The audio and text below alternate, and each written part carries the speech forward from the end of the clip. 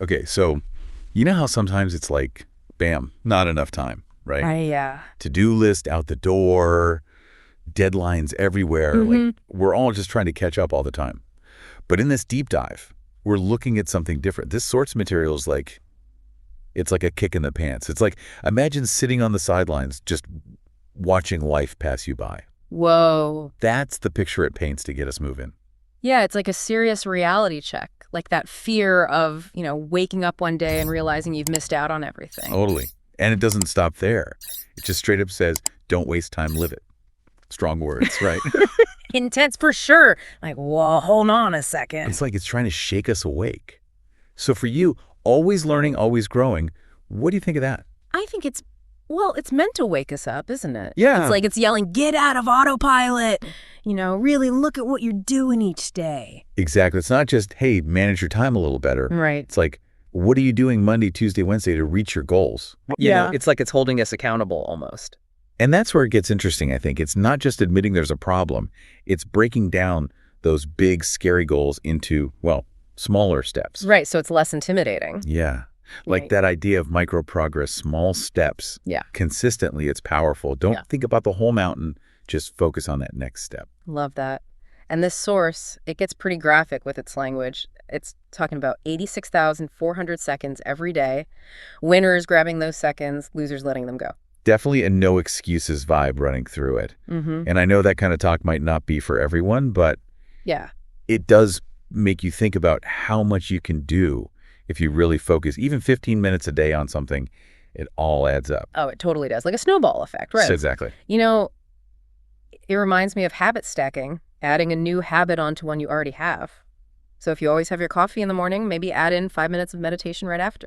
Oh, that's a great example. It's like what we were saying, turning good intentions into real actions, right? It doesn't have to be this huge life change, just little tweaks where you can fit them in. So it's more about choosing how we use our energy. Right. It's not just constant hustle. It's like the source says, giving everything until there's nothing left.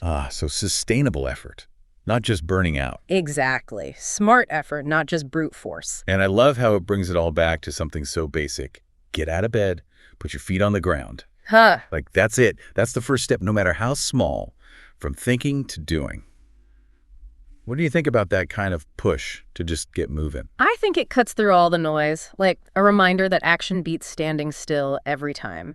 Maybe you write down your top 3 things for the day, or block out 25 minutes on your calendar to work on something. Heck, even just a text to a friend to keep you accountable. It's all about that spark to get you going. And that little bit of momentum can really make a difference, can't it? Oh, for sure. Like when you finally get yourself out the door for a run, sometimes just putting your shoes on is the biggest hurdle. Yeah. But then once you're moving, it's like everything else falls into place. It's like crossing that bridge, from thinking about it to actually doing it. And this source, it's constantly reminding us that time is ticking away, which can be a little bit scary, I guess, but maybe that's the point. You're right. It's not exactly comforting. But it is true, right? We only have so much time. So what does this source say we should do about it? Well, it's not about stressing over every second that goes by. It's more about, like, are you spending your time on things that matter to you? Things that get you closer to your goals? Or are you just letting it slip away on distractions and putting things off? So it's like looking in the mirror and asking, are these choices really helping me? Or am I just going through the motions? Right. And that kind of self-reflection, it can be tough, but it's important. Because once you see where you're wasting time, you can actually start to change it. One thing that really stands out in this source is this idea of giving it your all, like squeezing every ounce of potential out of yourself. It's about living with passion and purpose. But I wonder, could that lead to burnout?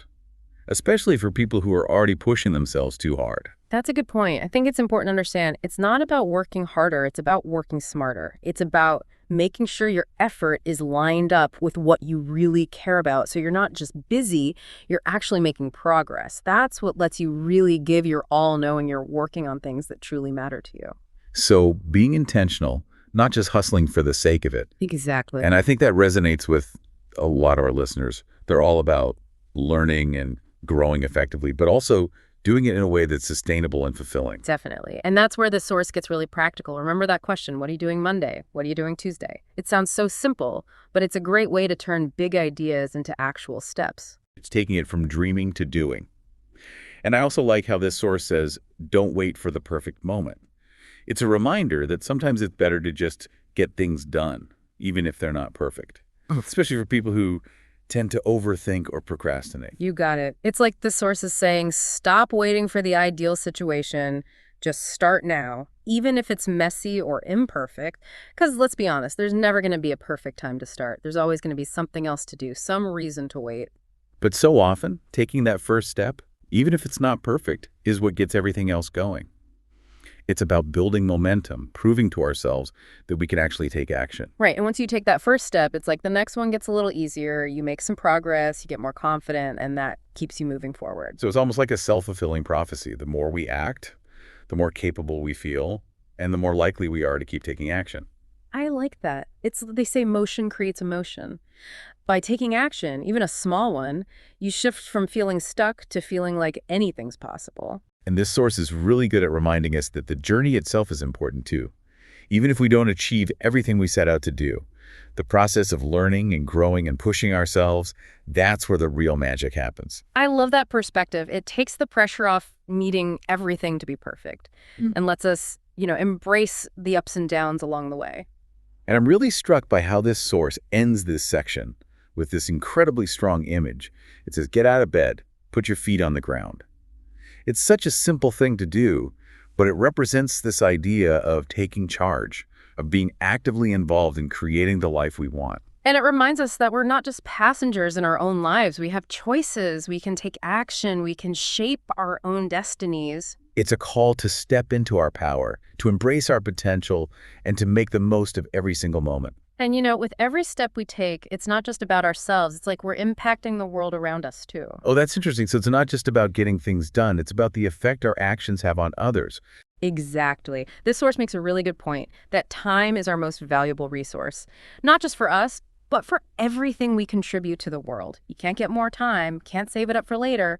All we have is right now to make a difference. So for you listening, taking in all this info, ready to put it into practice, what are you going to do with this feeling of now or never and all these possibilities? That's the big question, isn't it?